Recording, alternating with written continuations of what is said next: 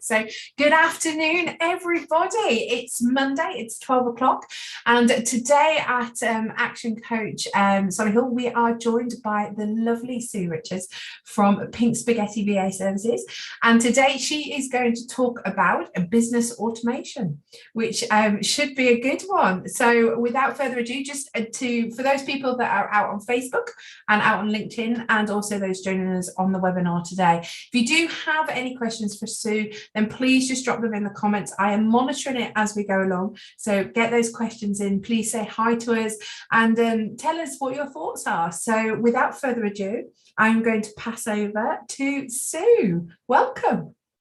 Thank you for having me today. I'm really excited. I'm Sue Richards from Pink Spaghetti Birmingham, so I own the Birmingham franchise of Pink Spaghetti. And I've been doing so for a couple of years now. So I'm going to share my screen and just kind of give you a bit of an background and then, yeah, talk about automation in your business, or automating your business, but automation in your business. So bear with me. Hopefully this is going to work. I have total faith, total faith. It's the joys of modern technology, isn't it? It is, yes. Here we go. Here we go. Loving it already. Oh, let me just try and it won't move. There we go. So, Julie, can you just confirm that you can see a nice pink? I can just see your nice pink screen. I love it already. Fabulous. Yes. So, as I said before, I'm going to be talking about automating in your business. It's something that I spend a lot of time doing, and I've really come to realise, especially in the online space and online businesses and the way that technology is taking us, that this is becoming a request to me more and more in business, and people are actually using it as a real asset. It's not just about time saving, as we'll talk about. It is becoming a real asset in actually building businesses, which is quite important. So a little bit about me.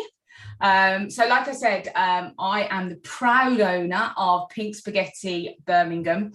I have the franchise. I'm part of a franchise that has about 55 other Pink Spaghetti VAs across the whole of the UK, but we actually all have our own skills and our own specialisms. And mine, having 20 years in sales and marketing and digital marketing, my background is very much, and my specialism is very much about supporting businesses from a technical perspective in their sales and marketing, and enabling them to really grow a business through that function. So I'm not going to harp on about that too much. I'm going to crack on with exactly why hopefully people are here today and joined us and are watching, which is about automating your business. So I'm just going to cover four main points. What is business automation? Like I said at the beginning, it's not just about time saving, although that is a big part. Also, when to automate and when not to automate. We can definitely go, and I've seen it, into automation overdrive, and it can actually have the opposite effect in your business. So there is a clear definition of when you should and shouldn't. Where to add automation in your business. Again, I think hopefully you'll come up with some ideas today and think, oh, I didn't think of that. I didn't think you could automate that, or I've only ever thought about emails or things like that. And then finally, just a little bit about outsourcing. We can't do everything in our business. I think we wish we could sometimes, but actually sometimes we just need to bring some expertise in to help us in our business. So I'll talk a little bit about that. Please put your questions in at any point. Please don't wait till the end. If there's anything that you want me to clarify, or you have any particular questions, then just ask, because that's what I'm here for. So let's talk about what is business automation. There are different levels of automation in your business. And yes, there are some pretty automated business models out there where, if you've got a lot of money, usually a lot of money to invest, and you can have a lot of tech, and your business is purely focused on delivering a technical process or a technical product, then you can pretty much automate 80% of your business. But that's not what I'm here to talk about. I'm not here to try and, promote an automated business model where you can go and sit on the beach. I'm sure you've had enough of those ads on Facebook and webinars to watch and people doing that.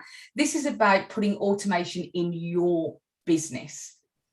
So every single business that I've ever come across has a part or an area in their business that they already automate or could be automated. That can be something as simple as automating a process to remind people that everything has to be done. Or it can be an automation where those steps are actually taken for you by a piece of software or something like that. So again, it's not necessarily sit back, have a cup of tea and watch your business or the process run for you, but it is about keeping your business on track. It's about moving your business forward and having that automation so that we don't go off track and we don't get sidetracked every single day. I'm sure Julie will advocate this from a coaching perspective, that a lot of us business owners, me included, get sparkly object syndrome and we do get distracted by things, or we get so engrossed in delivering and fulfilling that we forget other areas of the business. So even invoicing, I'm just going to throw that out there. Who forgets to invoice? Yeah, it happens. So anything, little things in your business that you can automate really do add time and energy to other areas of the business. So some of the things, yes, repetitive tasks are an obvious one. And we're going to go into a little bit more detail about what areas in business that you can do in a moment. But, business automation is about taking repetitive tasks or things that have a process and saving you time and energy by making that happen. But also, I've put priority there because, like I said before, there are things that are important but don't take priority because you've got a paying customer in front of you. So you haven't followed up with a prospect, or you haven't sent a newsletter out, or you haven't done something that is often seen as a nice to have. Oh, wouldn't it be nice to send emails out? Wouldn't it be nice if I could follow up with everybody that I networked with? Yeah. So those kind of things get put to one side whilst we focus on actually the reason we did our business in the first place, the bit that we love. But it actually can have not necessarily a detrimental effect, but it can definitely slow any kind of goals and processes that you might have in your business, any kind of day-to-day, or it can create more work on the back end. And I'm sure we've all experienced that. I certainly have, especially, we'll go back to the invoicing. You can end up, if you don't do things when they need to be done, you can end up batch doing them. So batch sending invoices, or batch doing social media, or batch doing a load of tenders for business. And then you go into business overwhelm. You're overwhelmed by something, therefore you don't want to do it. So automation is about getting rid of that overwhelm. It's about creating time. And it is about making life easier for yourself and your business. And dare I say, it's about squeezing or increasing those profit lines. Because it does. If you can automate certain areas of your business, you can definitely increase your profit margins. And I've seen that time and time again, where you can spend more, especially if you charge for a service, and you can do that service quicker because you've got some automation in the back end, then you are increasing your profit margins. Definitely. I think that's pretty much what I can say about automation. Like I said before, it's not about sitting back and putting your feet up on the beach, but it is about putting some processes in place that enable you to make life easier for yourself. Yeah. And equally, Sue, sorry, just to interrupt on that point, No, equally it's kind of, working with a client at the moment that actually by putting an automation in about those dreaded invoices that it's a bit like that catch-22, when you've got that paying customer in front of you and actually invoice which will benefit you, chances are you'll go to the paying customer, won't you? Because that's natural. But actually having the automation that the invoices go out means that you potentially can increase the cash flow that's within your organization and within your business. So it's key to moving and driving your business forward, and it's great great analyze. Perfect. I'm living it. Sorry. No, fine. It is. Yeah, I mean, you can move on to the next step because in your business. Therefore, you're invoicing quicker. You're bringing in more business. And yeah, you've hit the nail on the head there, Julie. And I didn't mention it. If you've got automated processes, if you are a service-driven business, I'm a service-driven business. But if there are certain areas that you can automate in the business, that means you can look after more customers in one go. Therefore, it's not just about increasing profit margins, you're now increasing revenue and revenue turnover. And being in the digital marketing space for a long time, I can vouch that we went from building websites and delivering marketing in a very static way back in years ago, but software and automation made it a lot easier. But what made it even easier, we suddenly had a massive increase in our ability and the number of websites that we could build at one time and the number of clients we could look after. When WordPress, which is the software that we use, when WordPress brought in certain plugins that enabled websites to update, enabled them to have keywords, the SEO tool that goes into the back of websites, for example, never used to be there. You used to have to do it manually. So there's lots of tools that enabled us to then suddenly take on double the amount of customers and bring more business through the doors. So yeah, I mean, I can talk about lots of different areas and lots of different businesses. However, there are times and places when you shouldn't automate. And I've seen the opposite side where you've tried to automate something because you think you should, and it hasn't worked. And the worst thing that can happen is that you end up not delivering or letting a customer down because you haven't set something up or it didn't quite work. So you should, if you've got a clear process, so when you should automate, if you've got a clear process, there's clear steps, and those steps are the same steps. So every customer that comes on board has to have a contract. Every customer that comes on board needs to go into your CRM system.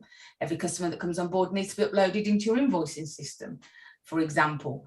That's a clear process. Then you can create some automation around it. If you've got the right systems in place. So if you manually type out your contracts and manually create your invoices in an Excel spreadsheet, for example, then you are limiting where you can actually invoice a process. So making sure that you've got the right systems in place. There's lots more things that can be done, and I'll talk about sales funnels and systems talking to each other in a little while. But if you haven't got the basic systems in place in the first instance, then it becomes really hard to actually automate something, and you may have to kind of almost do a process overhaul before you can put automation in. If every action is different depending on the customer, depending on the process, so if it's quite a bespoke service, and there's always a level of personalization and bespokeness. Is that a word, Julie? I've just yeah. Well, we've made it up. It's fine. It's Monday. We can make up any word we want to. Exactly. I quite like that. Whatever we do, there's an element of individualism and looking after those customers and making sure that they get a very personalized service. And that doesn't mean that you can't automate processes, but if everything that you do is different every single time in a certain process, then the chances are you need to keep that process, because if you automate, the more room for error in something, or the more I should have put it in here actually, I can use emails as an example. Very often, you can have a straight send this email, then send this email, then send this email, then send this email. You can put if somebody doesn't open their email, send them this. If they do open their email, send them this. If they click through, send them this. If they don't click through, send them this. That's quite a basic and normal email automation. But if you've got, if they're a customer that bought this and they clicked through this, but they didn't open this email, then I need to send them this. So if you create, if there's lots and lots of every person ends up with something different, shall we say, then chances are your automation's gone a bit too far, or it's not something you should automate in the first place. I was going to say, I love your analogy of like the flow chart, and I think even as kids we use that, don't we, in certain aspects. If they say yes, then go this way. If they say no, I remember as a kid reading a book that said if you want this character to go here, then go to page whatever. I love those. You know what I mean? I was thinking of the teenage magazines. Do you remember? Yeah. Are you a Take That or a Bros fan? You know, yes. Do you like this song? Do you like this? Who should you follow? What movies? Yeah. If you looked inside, say Active Campaign, for example, perfect piece of software for automating emails. It looks like one of those magazines. When you put your yes nos in, you put go this way, go that way. Absolutely. It's very visual. It's very easy to do, and not just Active Campaign. Lots of automated software that has the if or, we call it, the if or coding. It's not a code, it's all pictures now. You just drag boxes. If you've got that process written out on a piece of paper, the chances are you could put that into a system. Wow. But if those emails all have to say something very different, then all of a sudden it's a very personal service. And that's why we don't do away with our inbox, right? We've got email marketing, which is a marketing tool, but we still have our inbox, because every email usually needs a individual response. Yes, so true. And how many times have we felt like we're being automated? Yeah, I was going to say, does it take you go, I'm not, this isn't real, I'm being automated here, I'm not interested. Glenn's just commented on a pair of Take Batters and Brossettes. He thinks that's what we are. But I suppose too much automation can take away that personal aspect, that personal service, and people want to know that they're still talking and relating to people, to actual a person. And so like you say, categorically, that's why we still have our inbox. Exactly. And I'll talk about like social media and things like that as well, and messaging on there in a little while. But you can take automation too far. So you've got when to and when not to. I suppose I should have had another box at the end, is when to stop. So you can automate the start of a process, but at some point it needs to, that process needs to end, and the personal touch needs to be added. And it doesn't matter whether it's marketing or whether it's fulfillment. You know, if you're working with a client or you're prospecting and talking to prospective clients, at some point that automation, now again, that's service driven. If you sell a product, then 99%, well, actually say 90% of your process is automated. The manual bit is the man in the van that delivers the person in the warehouse taking your product off. In fact, I don't even think I think in Amazon half the time it's robots that do that now, but it's the person that takes your product off the shelf and puts it and gives it to the couriers, and the couriers that deliver it to you, that is the manual piece, but it still still ends with a manual individual process at some point.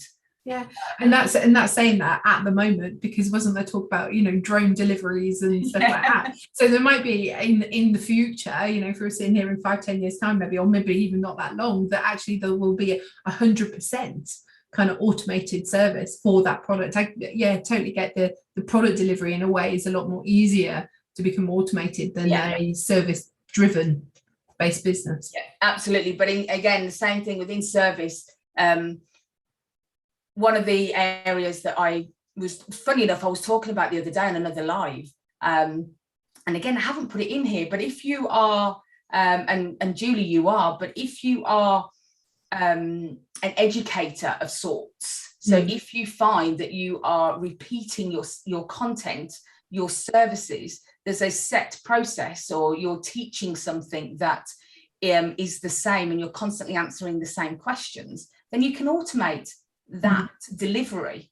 Can record your process, you can record your training, so then you can then deliver it to people when it's the right time for them to absorb it, to take that content in. And that was something that's another one. I did when to have a course and when not to have a course the other day, funnily enough. It was purely because it's a very similar technical setup is running a course. But again, you can automate your delivery if you're service-based, but there's still a personal element to it as well. So you might have a Facebook group, you might have a Q&A, but a lot of the content is delivered in videos and things like that. Yeah. So when to automate, when not to automate, I think it's quite clear, but it is the first step to making a decision is this the right thing? Should I be automating it? And that's some of the things to consider when doing so. So where to automate? Now, this is the interesting one, because there's some obvious areas, and then there's some not so obvious areas that people think about. And obviously, if I was in a room now, I'd be having like show of hands. What do you automate, or what would you love to automate in your business? So if anybody does want to put that, what you would love to automate in your business, I still haven't worked out how to get somebody to make me a cup of tea and bring it up yet. But if you've got anything else in your business that you'd love to automate, it'd be great to hear what other people have in their business or would love to have. But what to automate? Social media is a given. Again, I'm going to go into some of these in a little bit more detail, but it's not just about scheduling posts. There's a lot more in business to your social media than just scheduling your posts. But it's surprising, there's so many tools out there now that make social media scheduling easy, that you can schedule days, weeks, months, even years in advance if you really need to, your social media, so that you're not having to think about your content that you want to send out on a daily basis. Replying to content, replying to messages, reaching out to people, connecting with people, all of these things can be automated. But there are so many tools out there. You don't need to have really, you don't have to be really technical. You don't have to have lots of training. There is lots of third-party softwares, but Facebook has an amazing tool within the software, and it now is allowing you to schedule for Instagram as well. So you can go into the back end of Facebook, into the creative suite. You can schedule Facebook and Instagram from there. They even have a design suite in there, so you can design, you can make pretty images in there. So you can do it all within Facebook if you want to. But the key here is planning. So you have to plan ahead and know what you want to do, put some time aside and schedule. But like I said, the tools are out there to make it easy. But there are third-party ones that you can then schedule across all of your platforms by uploading one piece of content and then spreading it across all of your platforms. I'll go into that in a little bit more detail. Obviously, you can see the email, the little square with the envelope on.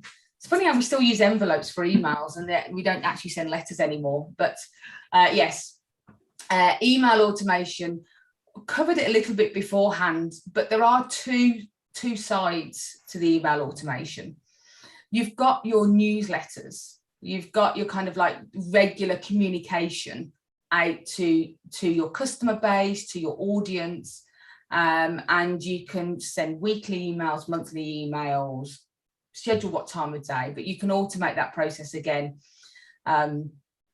so that you're not having to think about it on the day that it needs to go out. You can schedule it, you can schedule 2 or 3 in advance at any one time and leave those to it. You've then got the automation where you've gone past the kind of outreach. So somebody's responded to something, and then you've got a series of emails that go out to those people afterwards. It's part of a sales funnel process. But if you've got a new customer that's come on board, or somebody that's downloaded a free piece of content from you, or somebody that you've met at networking, so they're new into your audience, you can actually send them a series of kind of like get to know you emails. Very often people will go, oh, would you like to go on my news, would you like to sign up to my newsletter, sign up to my tips and advice, which is great. But what you find is you've either got to write that email as though everybody knows you and has always known you, or you've got to write that email like this is the first time anybody's ever read an email, so you're introducing yourself every time, and etc. Because you're going to have a mix of those people in your audience. So what I tend to do, and what I advise people to do, is you have your kind of introduction sequence. So when somebody signs up to your newsletter, or when somebody becomes a customer for the first time, or when you meet them at networking and they come into your audience for the first time, you set up a series of emails that go out that can then introduce you to a basic introduction of who you are, some testimonials, a little bit about you, some tips and advice that is quite obvious, but your other audience has heard it all before. And then they can start receiving your newsletters, knowing a little bit more about you. Yeah. I'm going probably way into, I've got another slide on email automation there, so I've got to be careful. But and then another area that you can automate is your sales process. And lots of people are going to be going like, yes, I can automate Me sales. too. I've got my pen and my paper. So honestly, sales process. But you see, my concern always with automation of sales processes is that you take away that human element. And I suppose that's my biggest kind of mindset challenge to get over. Yes. So for me, there's got the sales funnels, which I'll talk about in more detail, which is the sales. You've got the sales process where you are taking somebody automatically through a sales journey, a buying journey. So they're going from being aware of you, coming across you from an ad or from a Facebook post or wherever, even meeting you personally. And you take them through a process of getting to know you. So you take them through a know, like, and trust to the point where we go, I call it go straight to basket. So they effectively at some point, and this isn't automating somebody from you met them on a Friday and they're buying from you the following Friday. This can take weeks, months, but they're getting to know you. They're taking in content. They're watching videos. They're reading emails. They're watching webinars potentially, and then they're buying from you. And usually they're buying something quite small from you to start with. Mm-hmm. So that's a sales process that you can automate. But the area I'm going to talk about is in a little bit more detail, and I'm going to, in fact, go on to that now, because the other areas are. Let me just cover one other area first. The other area is your back office. So your back office is very much contract building, in invoicing, and billing. So you've got your invoicing and paying your bills as well. Now, most people use a Xero or QuickBooks or something like that. All of those pieces of software have automation already built into them. Reoccurring invoices is my favorite, and you can actually have them so that they are reoccurred, they are approved, and they are sent. And I have that set up, and it is amazing when you have a little ping on your phone and you've been paid and you were like, oh, I forgot that was due. But it got paid because you'd sent the invoice and you hadn't been there.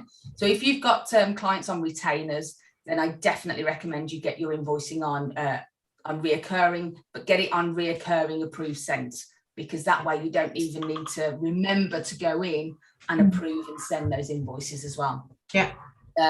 So let me go into, this is the area that is probably I speak to people about the most.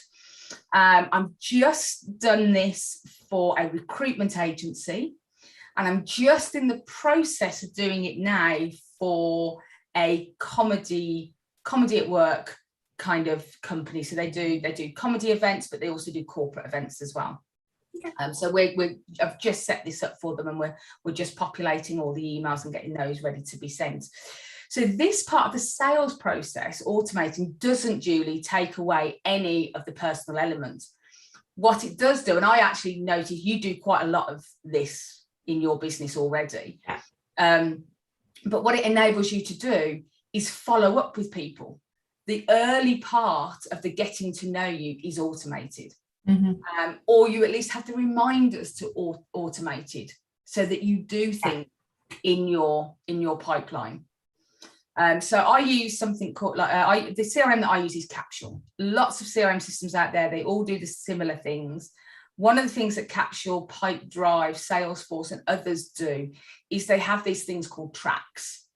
And what that enables you to do is to automate your sales process to a point that you are not missing steps, you're not forgetting to follow up. And if a client doesn't respond, you can automate that kind of reminder follow-up. I was in sales for a long time. I used to be a BDM, then I was a sales director and managed teams.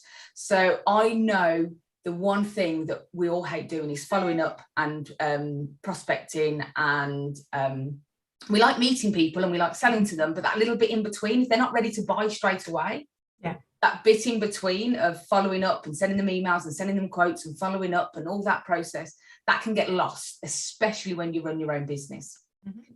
So by automating that part of the process, you can have a track if you want to, or you can have, it's called a deal run on Active Campaign, which is, an Active Campaign is even better because you've got your email automation set up. So if somebody doesn't respond, or if somebody has moved to another part of the process, you can send reminder emails out. But when you meet somebody and they go into your pipeline, you need to have a process. Do you actually have a process in place? Is that process, do you have an initial meeting? Do you have a follow-up meeting? Do you send a proposal out? Do you have a negotiation stage? And then you've got all those follow-up steps, and how often do you follow up before you give up, and all of those kind of questions. Once you've mapped out your process, a process that works, by the way, again, there are plenty of people out there that can give lots of advice on the right way to follow up and how often you should be doing it, etc., etc. But find something that works for you, and then you can automate it. So like I said before, that little series of emails, those little warm-up emails, getting to know you, they're a great way of keeping your prospects warm so you don't have to. But then after you've met them, send them an email that says it was great to meet you. If it's a networking's a great piece that I've now got set up in my business. If you network, they then get an email saying it was great to meet you. Would you like to book a one-to-one? You've got your calendar already, or your diary set up to automatically accept people into there. Then they get a follow-up email. You might want to send them some testimonials or something before the meeting. You might want them to fill out a questionnaire before you meet, asking them questions about their business. After you've had that conversation, we all do it over Zoom now as well, right? So you can make it even easier. But even if you meet them face to face, have a process so that when you go back and you move them on a step, you have that follow-up email automatically going out. You don't have to remember to send the follow-up email, because your first follow-up email is a generic, it was great to meet you. I loved hearing about your business if it's a one-to-one, or I really enjoyed telling you about my business. I hope that we can do, we can speak again soon, but have it like a generic one that goes out kind of an hour or two after you met. And then you can do your kind of bespoke one if you've got a proposal to go out. Let's say that we're not doing these people are interested. So you've got your follow-up. You can not necessarily automate, but you can have templates that generate your quotes as well. So any follow-up email, apologies if you can hear my dog. It's all right. I think we're all used to dogs and kids and stuff on Zoom, so do not worry at all. So. I know, trying to get my attention. But yes, I have the template that you can fill out for your proposal, because again, your services are the same. Whatever it is that you're doing, your services are the same. So the briefing and the pricing and all those kind of things might be different. But then have those reminders to do the follow-up call.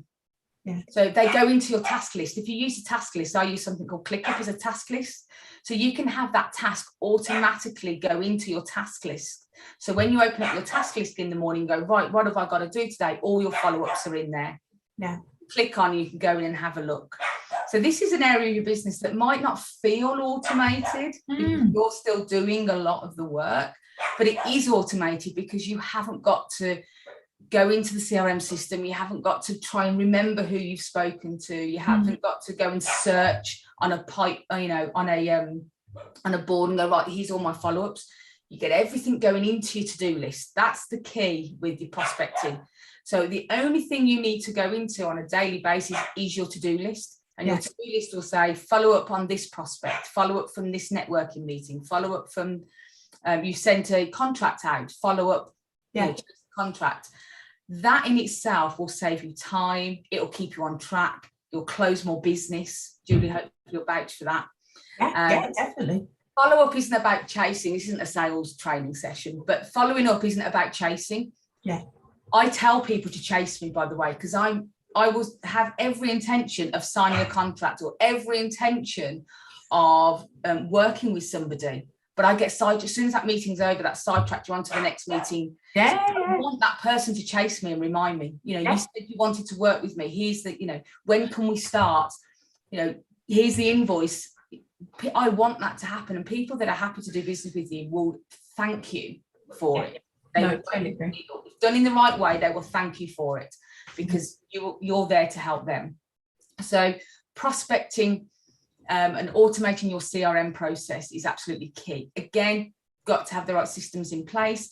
And I still have a board. I've got my board up there and it's all, I've got my pens and I like visually, but that's just a carbon copy because of the way I work of what is in the CRM system.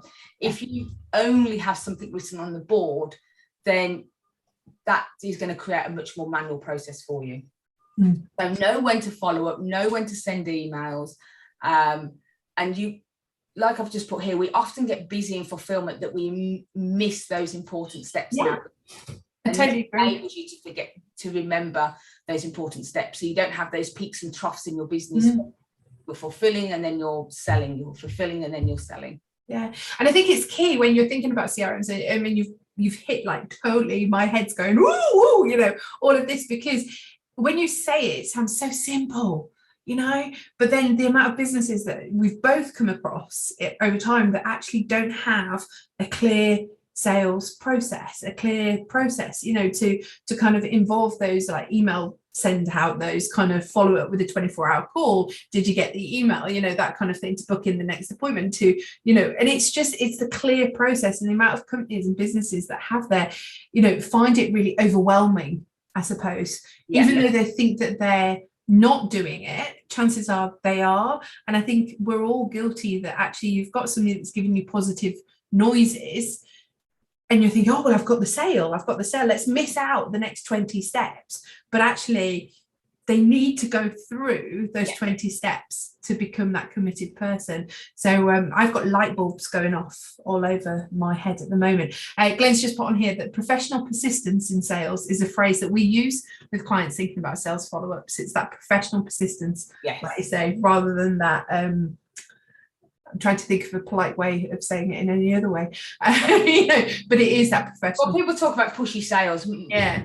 The easiest thing, the one tip, and I won't do any more sales training, that was my previous life, but the one tip I will always say is at the end of an email or at the end of it, or when you leave a voicemail, you just say, I'll follow up in 3 days, or I'll speak to you in 3 days if I don't hear from you. Always, because then you'd never feel, they'll either phone you and tell you, they're not interested, or they don't feel compelled to phone you. So you're not sat waiting for them to call and then you're chasing them. So always leave the ball in your court, even if it's an email. I'll follow up in a few days, because the one thing that I was told this years ago, it's nothing brand new, but I remember the time when I left voicemail after voicemail after voicemail, and then eventually somebody answered and he said, I want to have a meeting with you because you do what you say you're going to do. You told me you were going to follow up at 12 o'clock on a Monday and you did.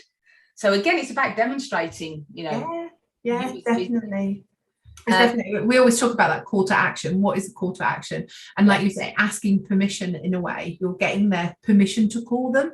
And it's the way that you word that final sentence, call me, let me know if you don't want me to call, but otherwise I will give you a call in 3 days' time, probably better worded than that. But equally, you're asking permission, you're giving them the get out if they don't want that call. Exactly. And the key thing here is that all of these are things that we know we should be doing, but we often don't do because we're in a rush and we're in a hurry. So if we automate it, definitely, then it's going to happen, and it's going to happen consistently. Yeah, no, brilliant. So email marketing is another area. I went in quite a bit of detail about that earlier, about you're fed up of newsletters. Most people, they panic over them. One of the things that is a really good tip, and I call it the 52-week river. But you can have a 12-month river if you want one, or you can have a 24-month river, whatever. But trying to think of new newsletters all the time can be quite taxing. And as long as you still need to come up with your Christmas ones and your Easter ones and things like that. Timely ones will always happen. But actually, if you've got somebody that has just joined your audience, what is wrong with sending them 52 newsletters that have already gone out to your audience before? Nothing. So what we do, and this is what I've just done this with the recruitment agency, and it is revolutionized because she can sit back now for a long time. Yeah. But you can still write content and you still need to be putting new stuff out there. But if you've got somebody that goes through their little introduction emails, as I call it, your little introduction sequence of get to know me, this is who I am, they then go into your river, and you can have somebody join your audience now, and they don't even have to or think of a new newsletter for that person until 12 months time, because all those newsletters will just go out once a week. Oh my giddy ants. Once a week. That's revolutionary. It means something that we bought in years ago with my old recruitment agency, my marketing agency. I was in recruitment for 15 years. That's why, before I did marketing. So that's why I work with a lot of recruitment agencies. But if you have that 52-week river, and all you do is you just keep adding on the end. So every time you do come up with a new newsletter, you add it onto the end. But everybody else is getting, and then all you need to think about is sending an Easter one or a Christmas one or those timing ones, because if somebody joins in July and suddenly in August they're getting a happy Christmas one, they'll be like, They obviously built this funnel in November or December. Yeah, you've got to keep them timeless. Yes. In those senses. But those 52-week rivers are revolutionary. If you've got, and most people have, if you've got a bank of emails, go back and look at them and think, right, let me get these scheduled and let me start sending these out to people. Because 90% of those emails you might have to take off, you might have to go through them and take off anything that is time specific. We're 2 years in business. I sent a newsletter out the other day because it was our 2-year birthday. Now I can't send that email out again. That's a one-off. But there was other bits in there that I could use in future. So I guess it's recognising that aspect, but that's revolutionary in my head. Like I said, so there'll be so many. It's like you say, it's nothing new, but it's like when somebody else says it, you kind of go, well, then why on earth am I not doing that? That just makes more sense. But anyway, brilliant. Carry on. Like I said earlier, I mean, I've already talked about it, so I won't go into lots of detail, but good automation reacts to people's behaviour. So if somebody is opening your emails all the time and they're always clicking through, then they should be getting more emails and they should be getting stronger calls to action than people that maybe do open your emails but don't click through. Maybe they just like reading your content for now and they're not ready to click through. So you can start measuring with the right software and the right systems in place. You can measure your audience's behaviours and send them content accordingly. So you're not missing out on those hot prospects that are lapping up every bit of content you send them, but you're not bugging the people that actually might open one email every couple of months. So people's behaviour is absolutely key. And so I talked about social media earlier. Again, majority of social media scheduling can be automated. But you can also, in LinkedIn, you can also automate your connection requests that go out. You can automate, in Facebook, you can have a series of messages. So when somebody messages you, one of the things that people don't like to do is wait. People don't like waiting. In business, if they come to you as a business, not as a person, if somebody messages you and you don't answer for 2 days, no big deal. But in business, if you don't answer for 2 days, it is a big deal. So you can have your kind of like automated responses. Now, my advice on Facebook is make them obviously automated so that you're pointing people to the right place. So what service are you interested in? And let them pick which service they're interested in. And then you can maybe send them a calendar link, or you can point them to a blog. If you've done an ad, we've got that where people respond to an ad. and it was a drama school, and it was about lessons. So it was like, how old's your child? So you could send them the right information. Yeah, true. They could send them the right information. So you can have, don't try, if you try and make it sound like you're really there, no. But you can have automated questions. Same on LinkedIn, you can have automated questions that ask really basic questions so that people get the right information quickly.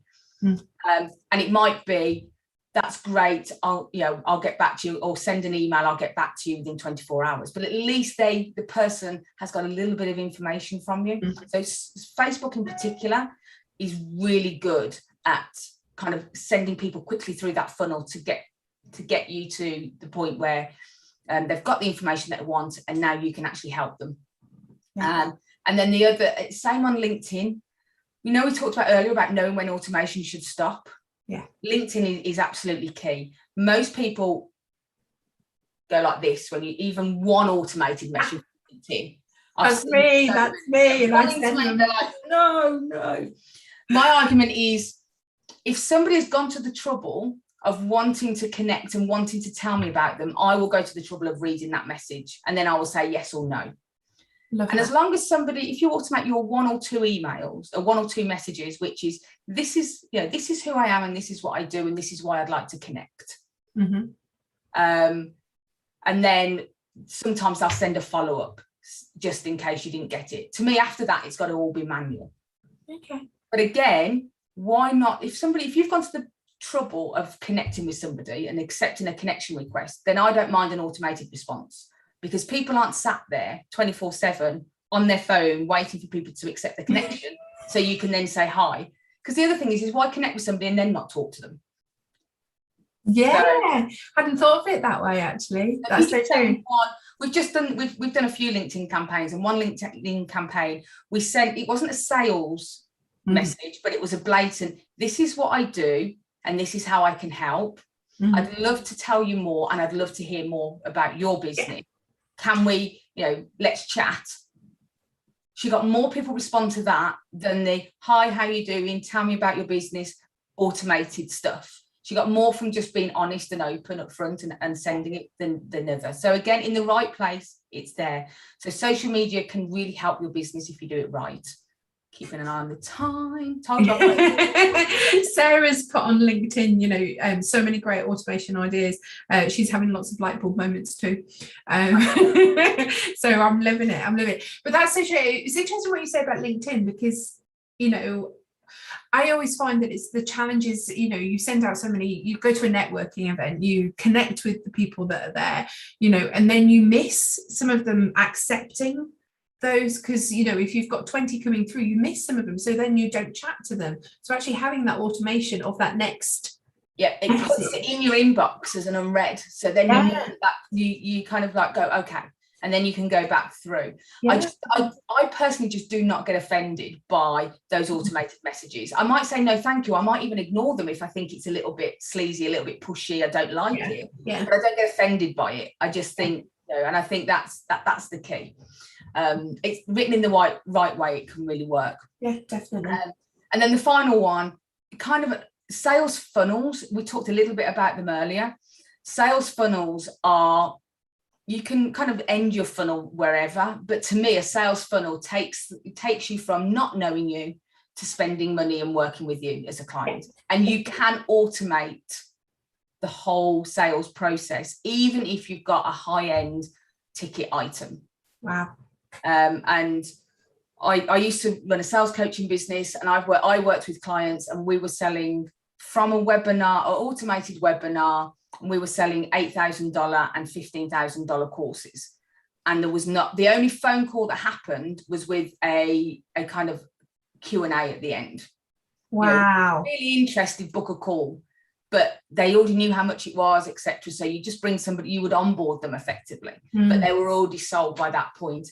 Now, there are lots of, like, again, it doesn't happen overnight. It's a long process. Somebody might come into your funnel 1 year and don't spend a lot of money with you for 2 years, 3 years. Some might be 6 months, some might be a few months. I call it the ecosystem. You've got to have this ecosystem, because you never, you've got to talk to people consistently, and at some point the time will be right for them. So as long as you're talking to them and you can automate, we do podcasts for people and they're automated and got automated processes in YouTube channels. As long as you're putting content out there or automating that, eventually people move closer and closer to the bottom of that funnel. And that's effectively what a sales funnel is, and knowing where your audience is coming from. I won't go into too much detail about that because it is quite a big topic, but I wanted to put it in there because you can automate that process. And then finally, time is money. So you can get more money, but you can't get more time. So the key thing here is automation will give you more time, but outsourcing any of that process will give you even more time to an expert. You're an expert in your business, and people outsource to you, even if you're a product. People are coming to you because you're the expert. So when it comes to automation, yes, there's lots of systems out there. Yes, there's lots of videos out there, and yes, you could do it yourself. Mm-hmm. But if you want some true automation, then you might want to look at outsourcing and bringing somebody in, or bringing the experts in to actually show you the best way to do it for you, consult and get it set up for you. And that would kind of speed up that whole process. So the trial and error process, the setup, the technical process will be sped up. And that's it. And that's me. Perfect. So if I was obviously listen to you and kind of go, yes, so this is for me, how, one, we'll put all your contact details, obviously, in the chat boxes for both Facebook and LinkedIn. So please do reach out to Sue. But if they're thinking, what is the first kind of step that I should do in looking at automating my business? Is it going back to which are the easiest processes to automate first? Is it that calendar link? Do you know what I mean? For example, it's having a look at, it's good old pen and paper. And there are certain things that you can write down. So things like, what processes do you currently have in place is one.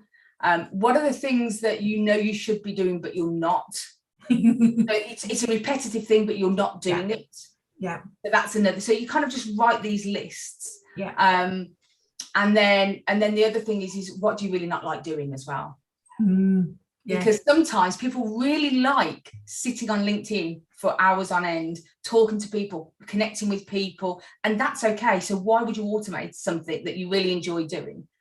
So if there's something that you really don't like doing, you might want to look at that over something that you really do enjoy doing. So look at your processes. Is it a repetitive process?